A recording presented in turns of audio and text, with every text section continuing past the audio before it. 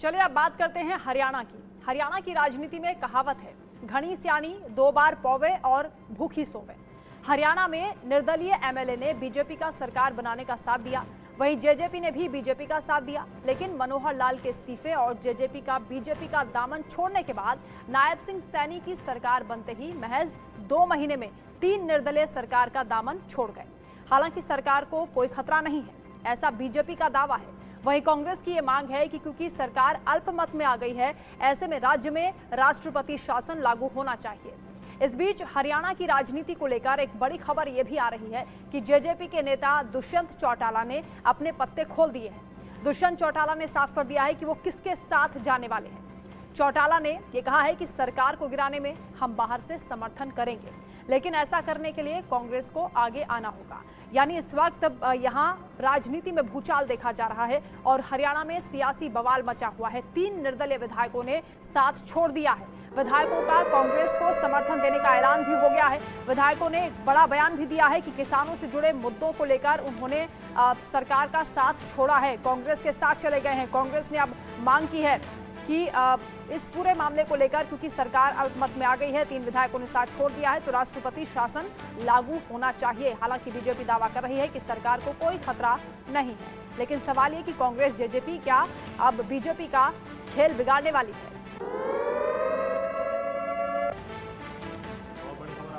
BJP नेता दुष्यंत चौटाला ने खोले पत्ते, हरियाणा सरकार गिराने को लेकर दिया बयान। कहा सरकार गिराने में बाहर से समर्थन करेंगे, कांग्रेस अगर साथ देगी तो साथ देंगे।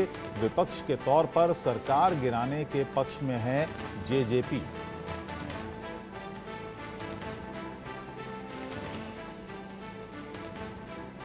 ये बड़ी खबर, बड़ी सियासी हलचल इस समय हरियाणा की राजनीति में देखने को मिल रही है।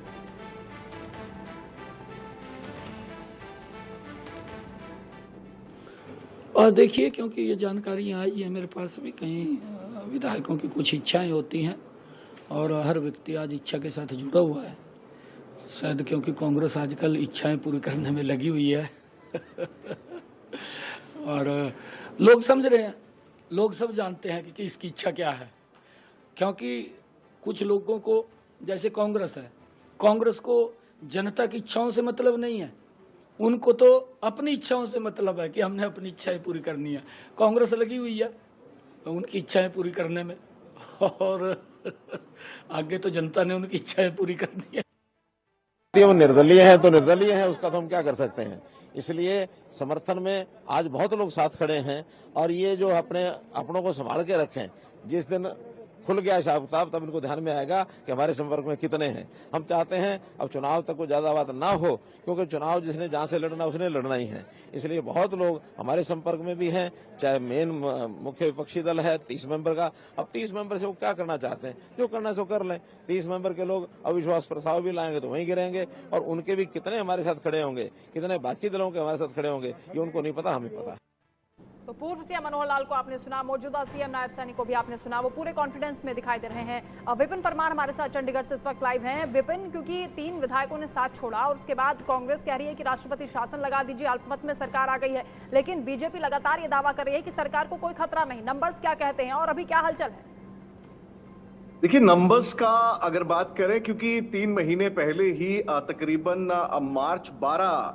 12 मार्च को जो है सरकार की ओर से बहुमत सिद्ध करने का काम जो है वो किया गया था, क्योंकि कांग्रेस की ओर से अविश्वास प्रस्ताव उस समय लाया गया था। क्योंकि सीएम बदले गए थे, नायब सैनी को कमान सौंपी गई थी, तो उस समय ये तीनों निर्दलीय जो आज कांग्रेस के साथ गए हैं, उन्होंने जो है वो सत्ता पक्ष के साथ जाते हुए भारतीय जनता पार्टी के पक्ष में जो है वो समर्थन देते हुए विश्वास मत को जिताने का काम किया था। लेकिन आज की परिस्थिति में अगर बात करें नंबर्स की, तो कुल 90 का हाउस है और 88, क्योंकि 2 मौजूदा विधायक जो है उनके इस्तीफे हो चुके हैं, जिनमें कि पूर्व मुख्यमंत्री मनोहर लाल और उनके साथ रंजीत चौटाला, जो कि आजाद उम्मीदवार के तौर पर यानी कि निर्दलीय के तौर पर जो है विधानसभा पहुंचे थे। तो ऐसे में 88 का आंकड़ा है और 88 के गणित के अगर साथ आप विश्वास मत या फिर बहुमत सिद्ध करने के लिए जाते हैं तो 44 का आंकड़ा जो है वो आपको चाहिए।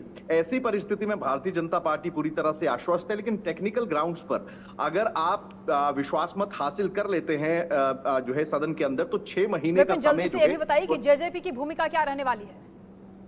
देखिए, 6 महीने का समय, जिस तरह से मैं बता रहा हूं कि से अविश्वास प्रस्ताव जो है वो नहीं ला सकता विपक्ष। ऐसे में ये नंबर जाने के लिए विपक्ष जो है सिर्फ बयानबाजी कर रहा है। जेजेपी की ओर से भी कहा गया है कि अगर लगता है कि अविश्वास प्रस्ताव लाया जा सकता है तो ऐसे में राज्यपाल से मुलाकात करनी चाहिए, लेकिन ऐसे में अभी तक कोई डेलीगेशन कांग्रेस का या किसी और विपक्षी दल का जो है वो राज्यपाल से नहीं मिला है। जी, और कम ही समय है सरकार में भी, क्योंकि लोकसभा चुनाव चल रहे हैं आलोक जी, ऐसे में जो भी ये उठापटक राजनीतिक उठापटक हरियाणा में चल रही है, इसका क्या असर होगा इन लोकसभा चुनाव में?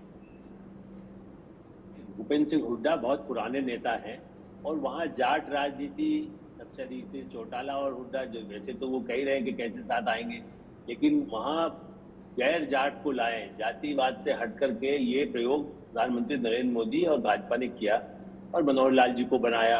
अब उसके बाद चुनाव से थोड़ा पहले, अब चूंकि उनका राष्ट्रीय स्तर पर उनका उपयोग होना है तो उनको यहाँ ले आए हैं।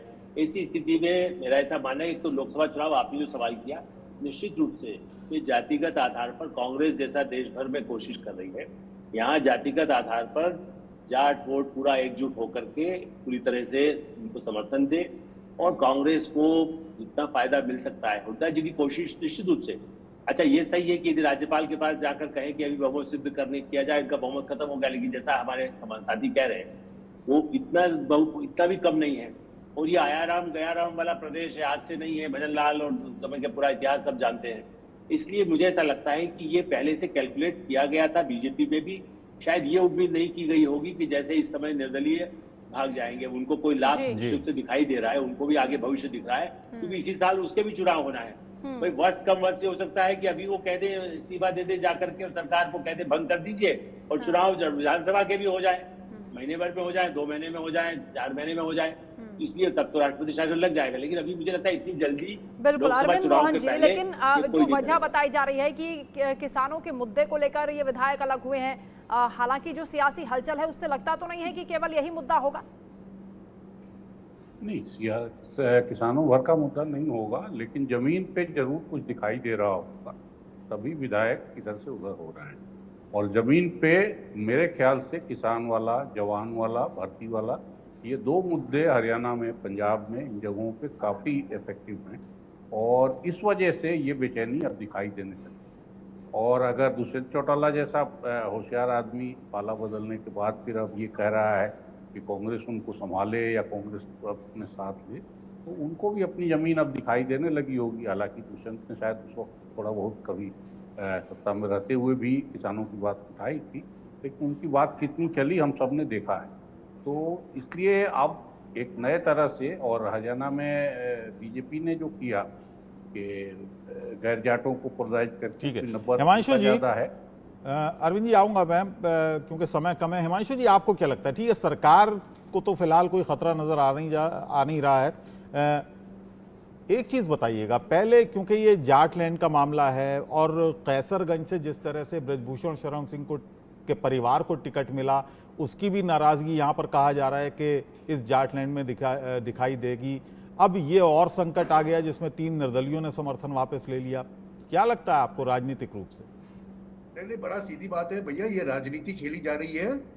फंसाने, विपक्ष हमेशा मौका देख के दाव चलता है, और यही बात हो रही है हुड्डा साहब के द्वारा। जैसे आलोक जी ने बताया, मैं तो बड़ा स्पष्ट रूप से इसको 2 भाग में देखता हूँ। देखिए, हरियाणा में इसी साल विधानसभा चुनाव भी तय है, आने हैं, वक्त बहुत बचा नहीं। 3 महीने पहले विश्वास मत ले चुके हैं, तो अगले 3 महीने तक रुकना पड़ेगा। तो पहला फेस आएगा 4 जून को, और 4 जून को हरियाणा की 10 सीटों में से कौन कितनी सीट जीतता है उसके ऊपर निर्भर करेगा आगे क्या दाव हो रहा है। और मेरा जहां तक ये मानना है, जाट वर्सेस नॉन जाट का जो एक इक्वेशन वहां पर भाजपा ने बना दिया है स्पष्ट रूप से। ठीक है, परमवीर जी का कमेंट ले लेते हैं। डॉक्टर परमवीर, तब देखिए अबुल साहब, हरियाणा के अंदर जो नया जन्म हो जाएगा कि वहां पर केवल टू पोलर इलेक्शन हो जाएगा कि कांग्रेस वर्सेस बीजेपी। क्योंकि देखिए, क्षेत्रीय दल थे, इंडियन नेशनल लोकदल से ही निकला जेजेपी, तो उन्होंने जनता को निराश किया है कि उन्होंने देखा कि इन्होंने सिर्फ अपना सेंटीमेंट बनाकर जनता के सेंटीमेंट को अपना फायदा उठाया। तो मेरा अनुमान है कि दोनों पार्टियां क्षेत्रीय दल खत्म होकर कॉन्टेस्ट सिर्फ बीजेपी और कांग्रेस में रह जाएगा। तो उसी राजनीति के लिए कांग्रेस भी अपने पद के साथ साथ चल रही है और बीजेपी भी साथ के चल रही है कि हम दोनों को कुछ नहीं बिगड़ेगा, लेकिन जो क्षेत्रीय दल है ये खत्म हो जाएंगे अगर ऐसी कोई उथल पुथल मचती है। उसी स्ट्रेटेजी के हिसाब से काम किया जा रहा है। ना बीजेपी कंफ्यूज हो रही है, ना कांग्रेस में कोई कंफ्यूजन दिखाई दे रहा है। प्रॉब्लम इन दो पर आने वाली है और दोनों का ही स्पेसिफिकली बात की कि जाट वोट की।